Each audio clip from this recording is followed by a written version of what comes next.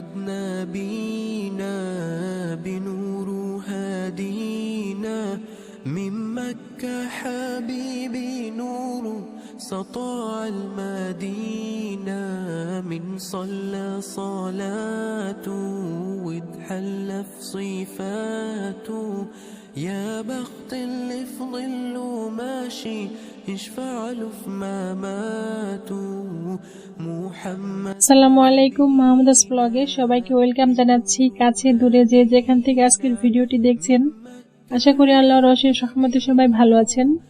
আমরা আলহামদুলিল্লাহ ভালো আছি। আর সর্বাবস্থায় আল্লাহর শুকরিয়া জ্ঞাপন করা উচিত, এতে মনও ভালো থাকে, মনে প্রশান্তি বিরাজ করে। ভিডিও শুরুতে আপনারা দেখতে পাচ্ছেন আমার ছেলেরা মেহেদি দিচ্ছে। মিগদাদ কোথা থেকে যেন মেহেদিটা খুঁজে পেয়েছে, তো এটা খুঁজে পাওয়ার পরই ওর খালামণিকে বলে দিচ্ছে যে দিয়ে দিতে। এতটুকু সেন্স ওর হয়েছে, আলহামদুলিল্লাহ, এতেই আমি খুশি। ভবিষ্যতে আরো গ্রো করবে সেই আশায় আমি রাখি। তো দুই ভাই মেহেদি পড়বে, কেউ কাউকে ছাড় দিচ্ছে না। বাচ্চা যেরকম হয়ে থাকে আর কি, আমরাও ছোটবেলায় এরকম ছিলাম, কার আগে কে মেহেদি পড়বো। তো ওরা এটা দেওয়ার সাথে সাথে মুছে ফেলতে চাইছে, যেহেতু রং হয়ে গিয়েছে। ওরা বুঝতে চাইছে না যে এটা একটু রাখা উচিত। দুইজনে যেহেতু অবুঝ, তাই ওর খালামণি মুছে দিচ্ছে। তো দুই হাতেই পড়বে। এরকম দুষ্টু মিষ্টি সময় চলে যাচ্ছে আমাদের। এখন যেহেতু শীতকাল, বাচ্চারা সবসময় অসুস্থ থাকছে। বিশেষ করে আমার বাচ্চারা একটু কিছু হলেই সিজন 19 থেকে 20 হলে ওদের ঠান্ডা লেগে যায়, আর ভয়াবহ অবস্থা, নেবুলাইজ করতে হয়। বাসায় সর্বক্ষণ আমি নেবুলাইজ মেশিন রাখি, যাতে কোনো সমস্যায় না পড়ি। বেশ অনেকদিন যাবত আমার অসুস্থতার কারণে ফ্যামিলি ব্লগ শেয়ার করতে পারি না আপনাদের সাথে। যারা আমার আগের ভিডিওটি মিস করে গেছেন, চাইলে দেখে নিতে পারেন, আই বাটনে দেয়া আছে। ওই ভিডিওতে আমি একটা জায়গায় ঘুরতে গিয়েছিলাম ছেলেদের নিয়ে, সেটাই আপনারা দেখতে পাবেন। আর এই দুটা পার্সিমন আমি গিফট পেয়েছি, তো আপনাদের সাথে শেয়ার করে নিচ্ছি। আপনাদেরকে দিতে পারবো না ভার্চুয়ালি, তাই কেটে দেখাচ্ছি। এই ফলটা একদম আপেলের মতো টেস্ট, আর একটু পাকলে ভালো হতো, কিন্তু যেহেতু আসার পথে কেচে গিয়েছে তাই আমি এটা কেটে নিচ্ছি। একদম সেম টু সেম আপেলের মতো। হয়তো আরো ফ্রেশ খেতে পারলে ভালো লাগতো, তবে যেটুকু রিজিকে আছে আলহামদুলিল্লাহ এইটুকু নিয়েই শুকরিয়া জ্ঞাপন করা উচিত। কারণ কার রিজিকে কি আছে সেটা একমাত্র আল্লাহ তাআলাই বলতে পারেন, আমরা কেউ বলতে পারি না। পৃথিবীতে কত বৈচিত্র্যময় খাবার আল্লাহ তার বান্দাদের জন্য সৃষ্টি করেছেন, আর আমরা তা টেস্ট করে যাচ্ছি আলহামদুলিল্লাহ। এই পার্সিমন ফলটা যেহেতু আমাদের দেশের না, তাই আমার ফ্যামিলির সবাই তেমন একটা ভালো বলেনি, আবার খারাপও বলেনি, মানে চলে আর কি। তো আজকে আমি একটা চকলেট স্পঞ্জ কেক বানিয়েছি। এইটা আমার বোনের জন্মদিন উপলক্ষেও বলা যায়, আবার একটা ফ্যামিলি পার্টিও বলা যায়। এক ঢিলে দুই পাখি আর কি।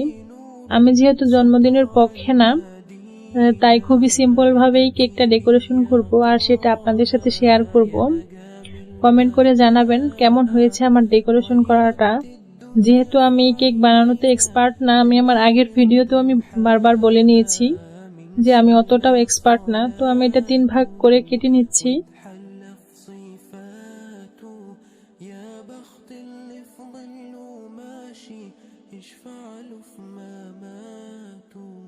কেকটা 3 ভাগে ভাগ করে নিয়েছি।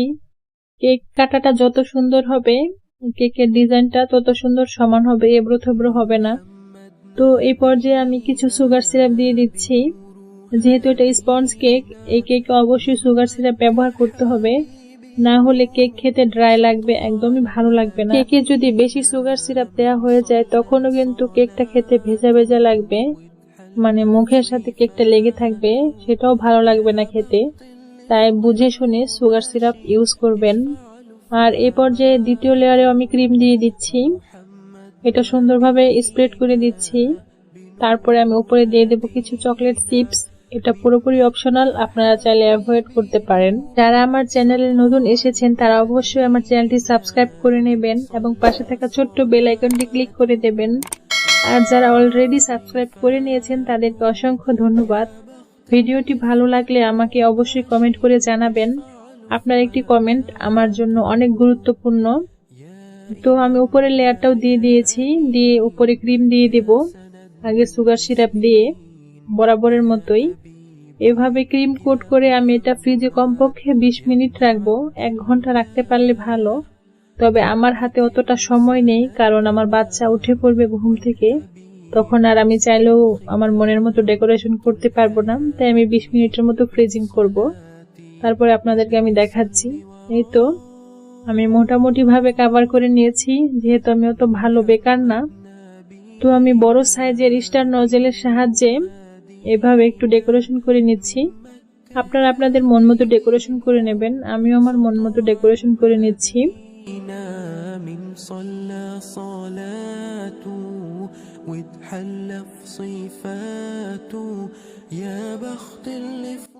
আজকে এই প্রথমবারের মতো আমি চকলেট ক্রিম ফ্রস্টিং করছি। এর আগে আমি অন্য কেক ট্রাই করলেও এটা ট্রাই করা হয়নি। তো এখন আমি উপরে কিছু চকলেট গানাশ দিয়ে দিচ্ছি, দেখতে আরেকটু সুন্দর লাগার জন্য। এটা যেহেতু আমার মন মতো করছি, তাই যা ইচ্ছা করছি। আর আমার ফ্যামিলি মেম্বাররাই যেহেতু এটা খাবে, তাই কেক নিয়ে আমি সবসময় টেনশনটা কমই করি।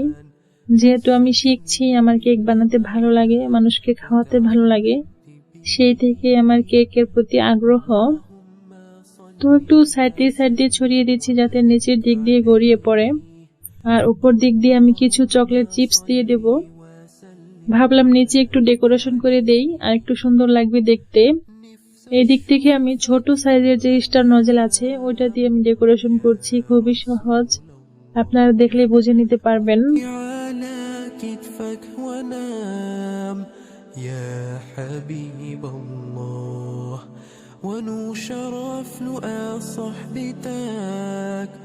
وخطف صفوف أمتك واتحامى فيك محمد نبينا بنور هدينا من مكة حبيبي نور سطع المدينة يا حبيبي কেক সাজুগুজু করে একদম রেডি। এখন উপরে আরেকটু ডেকোরেশন করব চকলেট চিপস দিয়ে, বাস আর কিছুই না। মজার বিষয় হচ্ছে, যার জন্য আমি কেকটা বানিয়েছি সে পুরোটাই বুঝে ফেলেছে, আর তাকে দিয়েছিলাম ছবি তুলতে, যেহেতু আমি ভালো ছবি তুলতে পারি না। কেকটা সামনে থেকে যত সুন্দর ছিল, ছবি তত সুন্দর আসেনি, কেন জানি না, হাজার চেষ্টা করার পরেও। কালারটা একদম অন্য কালার এসেছে ছবিতে, কিন্তু বাস্তবে অনেক সুন্দর লেগেছে, আর খেতেও মাশাআল্লাহ ভালো হয়েছে। আমার ইচ্ছা আছে যে এরকম কেক আরেকটা বানাবো। আমি নিজের কেকের প্রেমে পড়ে গিয়েছি। আপনারা কিন্তু কমেন্টস করে জানাবেন যে কেকটা কি দেখতে আসলেই ভালো হয়েছে না একদমই পচা হয়েছে। আপনাদের কমেন্টসের আশায় আমি থাকবো। যেহেতু ঘরোয়া প্রোগ্রাম, আর নিজেরা একটু আনন্দ করব, সময় কাটাবো, আর আমার কিছু লিমিটেশন আছে, সেটা আমার আপু ভাইয়ারা আশা করি বুঝতে পারবেন, তাই অত ডিটেলসে আপনাদের জন্য আর ভিডিও করতে পারিনি। আপনাদেরকে একটু কেক কাটার ভিডিও ধারণ করে রেখেছি দেখাবো বলে। ভেতরে কেকটা দেখতে কেমন হয়েছে। সবাই আমার বোনের জন্য দোয়া করবেন, ও সবসময় অসুস্থ থাকে, আল্লাহ যেন ওকে সবসময় সুস্থ রাখেন, ওর সামনের দিনগুলো যেন সুন্দর হয়। তো আজকের ভিডিওটি আমি এখানে শেষ করে দিচ্ছি। সবাই ভালো থাকবেন, আমাদের জন্য দোয়া করবেন। আসসালামু আলাইকুম।